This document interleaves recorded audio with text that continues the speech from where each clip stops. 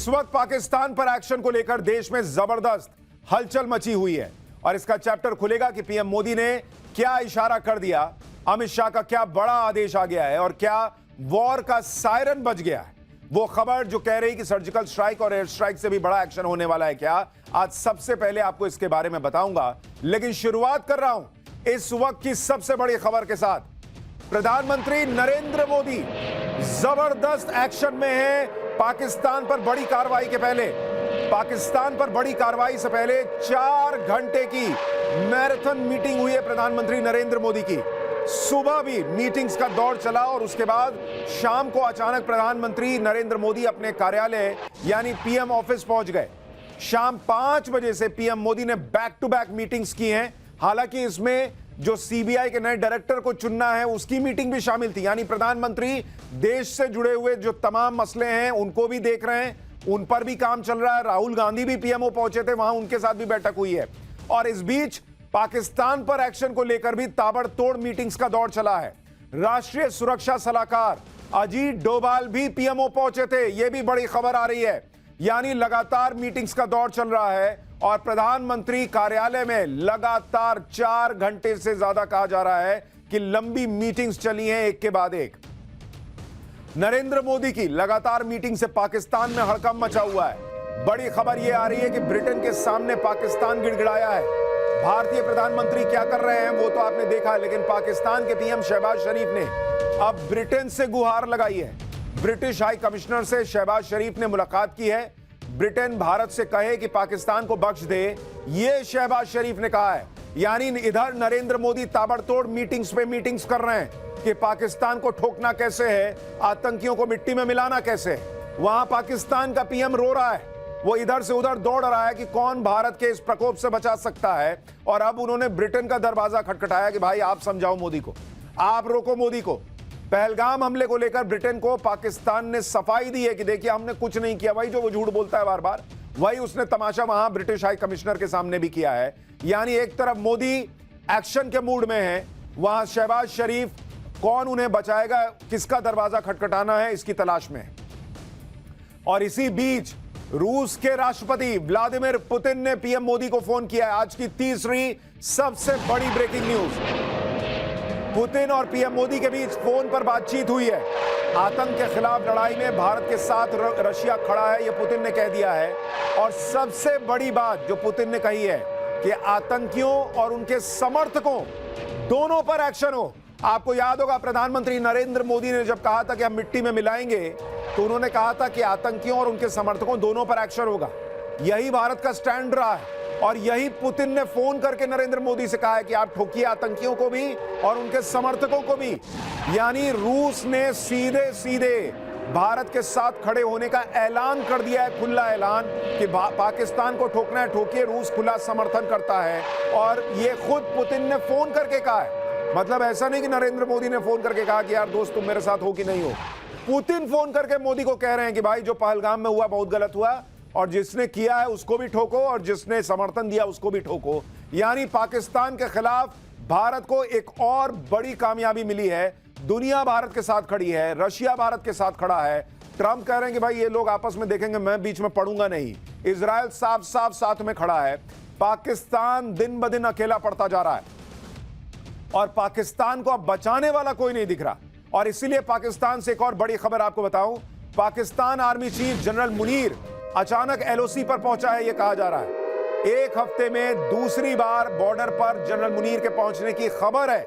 हालांकि यह तस्वीर पुरानी है।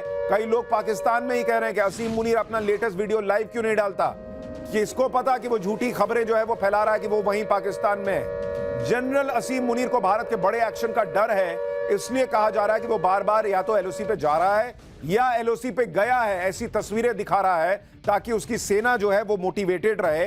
ये बार बार कहा जा रहा है। तो ये आज की चौथी बड़ी खबर आपको बता रहा हूं। पाकिस्तान के पीएम इधर से उधर दौड़ रहे हैं कि भाई कोई बचाओ मोदी से और मोदी के भारत से। और पाकिस्तान का आर्मी चीफ ये दिखावा कर रहा है कि भाई वो बॉर्डर पे जा रहा है, अपने सैनिकों से मिल रहा है और पाकिस्तान जवाब देने के लिए तैयार है। अगर जवाब देने के लिए तैयार है तो तुम्हारा पीएम इधर से उधर दौड़ क्यों रहा है? उसको बोलो घर में बैठे, उसको बोलो मीटिंग करे। कभी अस्पताल में भर्ती होता है, कभी इधर से उधर दौड़ता है। लेकिन बॉस, इस बार एक्शन बड़ा होने वाला है। और इस वक्त जो आज की सबसे बड़ी खबर है, अब आपको वो बताने जा रहा हूं। 7 मई को भारत बड़ा फैसला ले सकता है, यह बड़ी खबर आ रही है। पाकिस्तान पर बहुत बड़े एक्शन के संकेत मिल गए हैं। यह बहुत बड़ी खबर आपको बता रहा हूं, और आज की सबसे बड़ी खबर आपको बता रहा हूं क्योंकि पाकिस्तान पर बहुत बड़े एक्शन के संकेत इसलिए मिल रहे हैं क्योंकि एक तरह से वॉर का, युद्ध का सायरन बज चुका है। इस वक्त की बहुत बड़ी खबर, पाकिस्तान पर एक्शन के बीच देश भर में मॉक ड्रिल होगी। 7 मई को राज्यों को मॉक ड्रिल का निर्देश दे दिया अमित शाह के गृह मंत्रालय ने।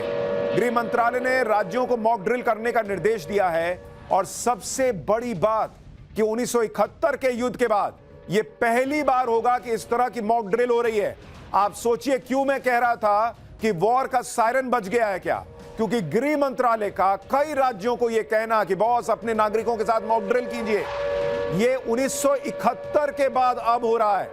54 साल के बाद, 1971 में युद्ध के पहले ऐसा ही हुआ था, अब फिर हो रहा है। और इसीलिए यह कहा जा रहा है कि बॉस ये सर्जिकल स्ट्राइक और एयर स्ट्राइक पर जाके मामला नहीं रुकेगा, यह मामला बहुत आगे जाने वाला है। और जो लोग कह रहे थे कि मोदी को समय क्यों लग रहा है, बड़ी तैयारी के लिए, अच्छी तैयारी के लिए समय लग रहा है। और यह संकेत, ये जो मॉक ड्रिल है, यह अपने आप में बड़ा संकेत है कि बड़े एक्शन की तैयारी है। इस मॉक ड्रिल में क्या क्या होगा अब आपको वो भी बताता हूं। सबसे पहले एयर रेड वार्निंग सायरन को चालू किया जाएगा। इस सायरन का मतलब होता है हमले की चेतावनी। मॉक ड्रिल में नागरिकों और छात्रों को सिविल डिफेंस के लिए प्रशिक्षित किया जाएगा, यानी हमले की स्थिति में खुद को कैसे बचाना है या आसपास लोगों को कैसे बचाना है, इसकी जानकारी दी जाएगी। इतना ही नहीं, क्रैश ब्लैकआउट की स्थिति में क्या करना है यह भी बताया जाएगा। हमले के दौरान लाइट बंद करने और क्या क्या उपाय करने हैं इसके बारे में बताया जाएगा।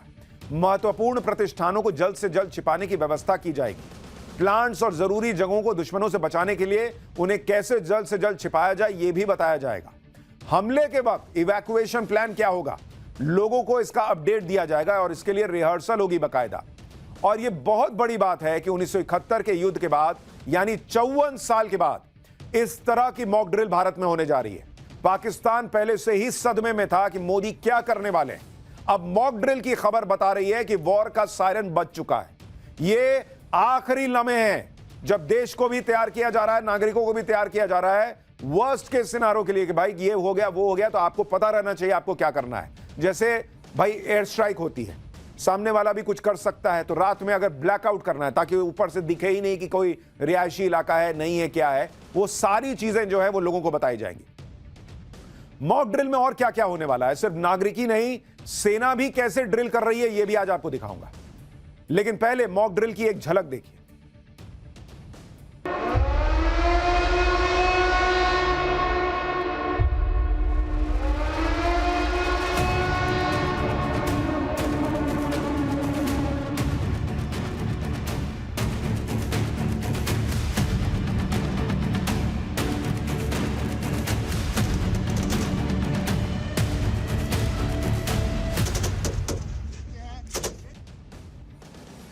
देश भर में इस मॉक ड्रिल को युद्ध का सायरन माना जा सकता है। आप यह भी देखिए कि किस लेवल पर गजब की तैयारी चल रही है। आज नागरिकों की सुरक्षा के लिए मॉक ड्रिल के निर्देश आए हैं। उधर तीनों सेना पहले से ही अपनी ड्रिल कर चुकी हैं और लगातार कर भी रही हैं। जैसे अरब सागर में नौसेना युद्धाभ्यास कर चुकी है। हाईवे पर राफेल सुखोई को टचडाउन को आप देख चुके हैं, एयरफोर्स ड्रिल कर चुकी है। और इसके अलावा कल रात सेना ने भी बॉर्डर एरिया में ब्लैकआउट का रिहर्सल किया था, यानी तीनों सेनाएं अपना मॉक ड्रिल कर रही हैं और नागरिकों का अपने लेवल पे मॉक ड्रिल चल रहा है या चलेगा। कल ही पंजाब के बॉर्डर एरिया फिरोजपुर में ब्लैकआउट की रिहर्सल की गई। इस दौरान बॉर्डर के इलाके में रात 9 बजे से लेकर 9:30 बजे तक बिजली बंद कर दी गई।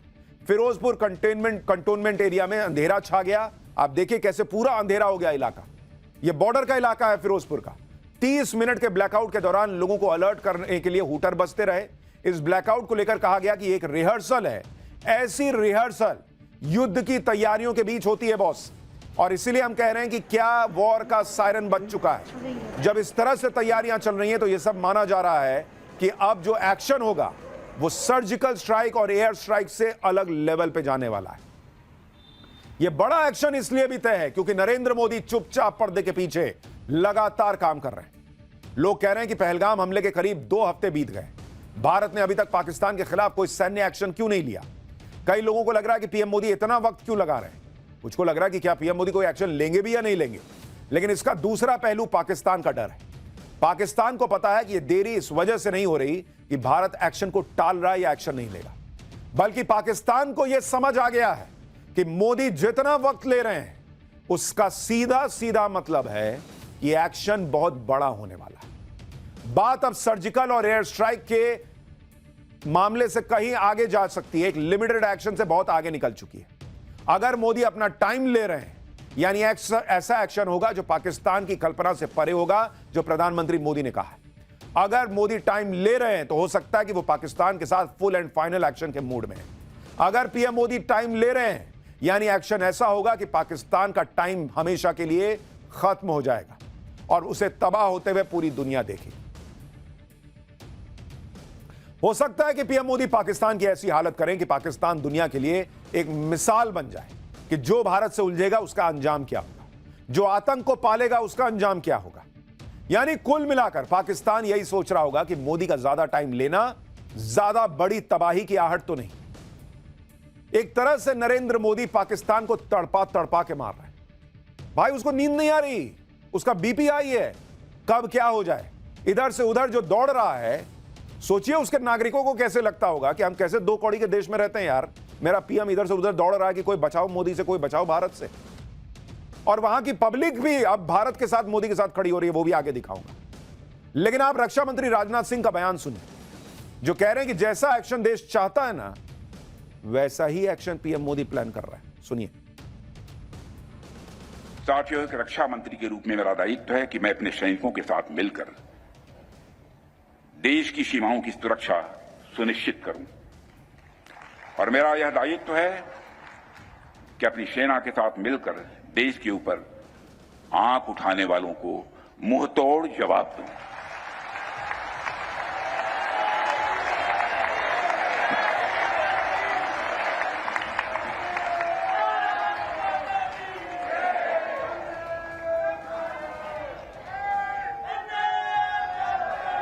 और आप सभी हमारे प्रधानमंत्री श्री नरेंद्र मोदी जी को अच्छी तरह जानते हैं।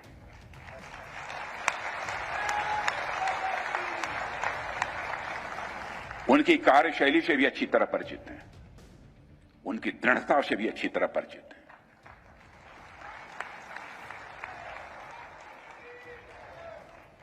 जोखिम उठाने का भाव किस तरीके से उन्होंने सीखा है अपने जिंदगी में, उससे भी आप अच्छी तरह समझते हैं।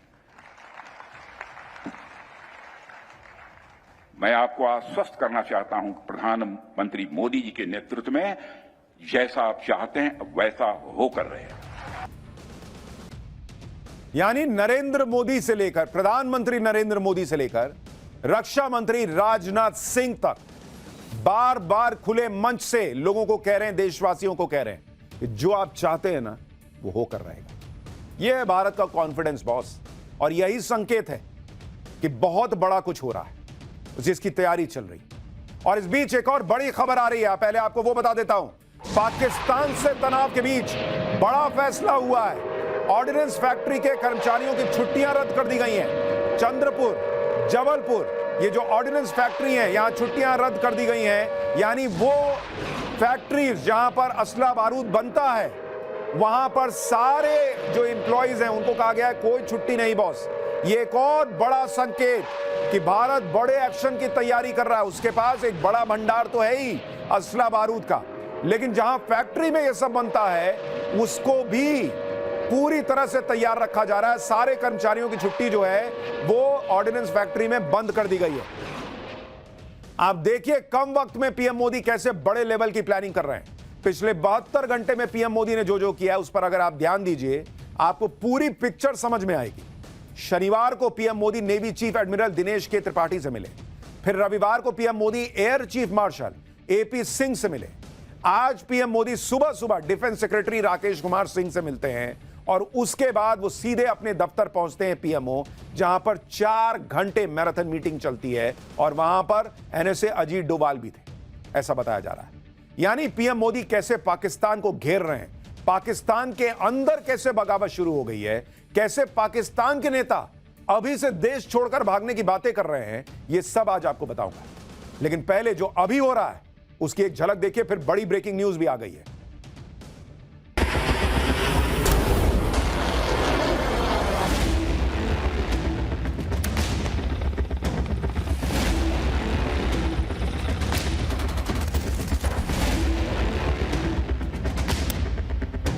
ऐसा इक़दाम करेंगे कि दोबारा पाकिस्तान 100 मरतबा सोचेगा।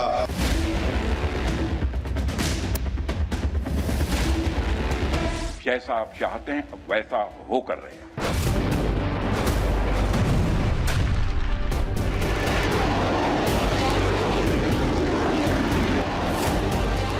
उनकी कल्पना से भी बड़ी सजा मिलेगी।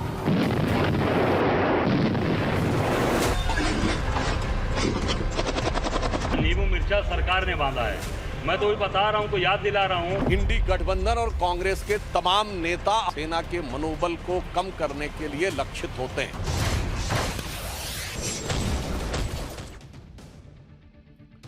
यानी नरेंद्र मोदी अपनी तैयारी कर रहे हैं, उधर कांग्रेस के नेताओं का अपना हिसाब चल रहा है, वो भी आगे दिखाऊंगा। लेकिन इस वक्त एक और बड़ी खबर, वो भी आपको बता दूं। इंडियन नेवी ने एक और बड़ा टेस्ट किया है। मल्टी इन्फ्लुएंस ग्राउंड माइन यानी MIGM का टेस्ट हुआ है। समुद्र में धमाके के साथ यह टेस्ट किया गया है। जरा उसकी तस्वीर देखिए। पाकिस्तान का हालांकि ऐसे ही सूखा हुआ है कि नरेंद्र मोदी जो है, इस बार भारत जो है वो समुद्र के रास्ते हमला ना कर दे। और अब इस वक्त तस्वीर आ गई है, नेवी ने एक और टेस्ट किया है। मल्टी इन्फ्लुएंस ग्राउंड माइन के धमाके की वजह से समुद्र में जलजला सा आ गया, उसकी यह तस्वीर है। पाकिस्तान को सोचिए हर समय कितनी घबराहट हो रही होगी कि उसके पास भारत की नेवी के सामने टिकने का दम ही नहीं है। और यहां भारत जो है, उसकी नेवी जो है, आप देखिए अंदर धमाका हुआ है और ये ऊपर तक इफेक्ट आया भाई। ऊपर से कुछ नहीं गया, अंदर जो माइन होता है वो फटा है। और उसके बाद देखिए कैसे बड़ करके ऊपर तक जो है वो हिसाब आया है। मल्टी इन्फ्लुएंस ग्राउंड माइन इसको कहते हैं। ये देखिए, ये देख रहे हो उसका असर। ये भारत ने आज टेस्ट किया है और इंडियन नेवी टेस्ट पर टेस्ट करती जा रही है। इसे देख देखकर पाकिस्तान का बीपी लो हो रहा होगा। पाकिस्तान की हालत यह है कि उसके पास तो हथियार गोला बारूद खरीदने तक के पैसे नहीं है, जबकि भारत भर भर के हथियार गोला बारूद मंगवा रहा है और उसके पास ऑलरेडी है भी। पाकिस्तान पर एक्शन से पहले भारत को अपने दोस्त रूस से एक ऐसा हथियार मिला है जिसके सामने पाकिस्तानी ड्रोन से लेकर हेलीकॉप्टर तक सब फेल हो जाएंगे।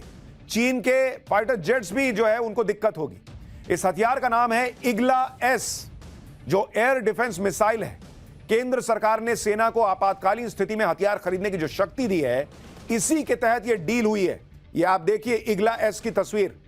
कंधे पे रखो और सामने वाला 4 आदमी के कंधे पे जाता है। फिर इन छोटी दूरी की मिसाइलों को पाकिस्तान के साथ पश्चिमी मोर्चे पर तैनात किया जाएगा। इग्ला एस मिसाइलों में सबसे बड़ी खूबी यही है कि इन्हें एक सैनिक कंधे पर रखकर चला सकता है। आप देखिए किस तरह से जो है कंधे पे रखा, ऊपर निशाना लगाया, ठोक दिया, बहुत भड़ाम धाम। एक बार अपने टारगेट को पहचानने और लॉक करने के बाद ये अपने आप उसको भेज देती है। अच्छा, जब निकलती है तो ऐसा लगता है कि यहीं गिर जाएगी, ऐसे निकली ऐसे लगता है यहीं गिरेगी, और उसके बाद भाई साहब बिनबिनाते हुए एकदम ऊपर जाती है, ऐसा स्पीड पकड़ती है। ये मिसाइलें 6 किलोमीटर दूर तक टारगेट को तबाह कर सकती हैं। 11,000 फीट तक की ऊंचाई पर उड़ते हुए टारगेट को आसानी से हिट कर सकती है और 2,266 किलोमीटर प्रति घंटे की रफ्तार से टारगेट की तरफ बढ़ती है। यानी दुश्मन को बचने का मौका कम ही मिलता है। इन मिसाइल्स को अग्रिम मोर्चे पर तैनात किया जा रहा है ताकि दुश्मन के लड़ाकू विमान, ड्रोन और अटैक हेलीकॉप्टर को बेहद करीब से मार गिराया जा सके। आप ये देखिए, ये रूस से आ चुका भारत के पास बॉस, ये आ चुका है भारत के पास। ये है भारत की एक और नई ताकत। ताकत तो अद्भुत भरी हुई है। एक और नई ताकत जिसके बारे में बता रहा हूं, इग्ला एस।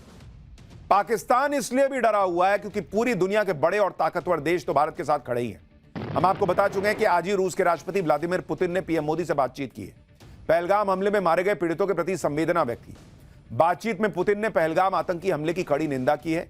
आतंकवाद के खिलाफ लड़ाई में भारत को फुल सपोर्ट देने की भी बात की है और कहा है कि सबको ठोक दो भाई, हम तेरे साथ हैं। पीएम मोदी ने रूस के राष्ट्रपति और अपने अच्छे दोस्त पुतिन को विक्ट्री डे परेड की शुभकामनाएं दी। दरअसल पीएम मोदी को भी 9 मई को रूस में इस कार्यक्रम में शामिल होना था, लेकिन वो अब इस कार्यक्रम में नहीं जा रहे। पीएम मोदी ने रूस के राष्ट्रपति को इसी साल भारत में होने वाली एनुअल समिट के लिए भी न्योता दे दिया है कि भाई मैं तो नहीं आ पाया, तुम आ जाना। पीएम मोदी और पुतिन के बीच फोन पर यह बातचीत ऐसे वक्त में हुई है जब 2 दिन पहले ही रूस में पाकिस्तान का राजदूत मोहम्मद खालिद जमाली भारत को परमाणु हमले की धमकी दे रहा था। और इस वक्त की बड़ी खबर इससे जुड़ी हुई आपको बता देता हूं। पानी रोकने पर पाकिस्तान की नई गीदड़ भभकी आ गई है। पाकिस्तान कह रहा है कि भारत ने पानी रोका तो एटम बम से जवाब देंगे। इनके पास घूम फिर के यही एटम बम रहता है कि हम एटम बम फोड़ देंगे, एटम बम फोड़ देंगे। अरे अभी तुमको भारत फोड़ेगा, रुको ना। रूस में पाक राजदूत मोहम्मद खालिद जमाली की धमकी। जिस रूस में यह खालिद जमाली जो है वो इस तरह की बातें कर रहा था, उसी रूस ने आज पीएम मोदी को फोन करके कहा है कि भाई तुम ठोक दो।